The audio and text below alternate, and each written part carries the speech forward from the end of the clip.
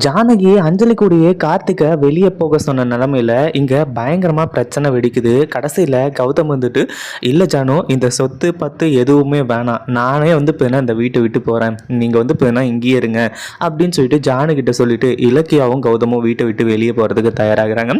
அந்த ஒரு டைம்ல நீ இல்லாத வீட்டில் நான் எதுக்காக இருக்கணும் கௌதம், எனக்கு என்ன சொத்து முக்கியமா இல்லை பணம் முக்கியமா, நீங்க ரெண்டு பேரும் ஒத்துமையா வாழணும்னு ஆசைப்பட்டேன், ஆனா அது நடக்காது அப்படின்னு தெரியும் போது இவன் கார்த்திக் பண்ற தப்பு எல்லாத்தையுமே வந்து நான் சகிச்சுக்கிட்டு இருக்க முடியாது.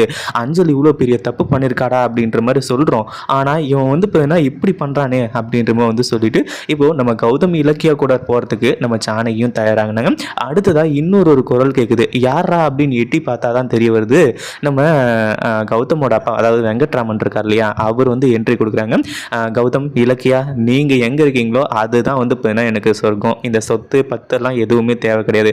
கார்த்திக் உனக்கு சொத்து தானே வேணும், கட்டிக்கிட்டாரு. அஞ்சலி ஒரு நாள் வந்து உன்னை ஏமாத்துவா, அப்பதான் வந்து உனக்கு எல்லாமே தெளிவாக புரிய வரும், அது வரைக்கும் எங்களோட அருமை உனக்கு புரியாது அப்படின்ற மாதிரி சொல்லிட்டு இப்போ குடும்பத்தோட இவங்க எல்லாருமே வீட்டை விட்டு வெளியே கிளம்புறாங்க. இந்த வீடியோ பிடிச்சிருந்தாரு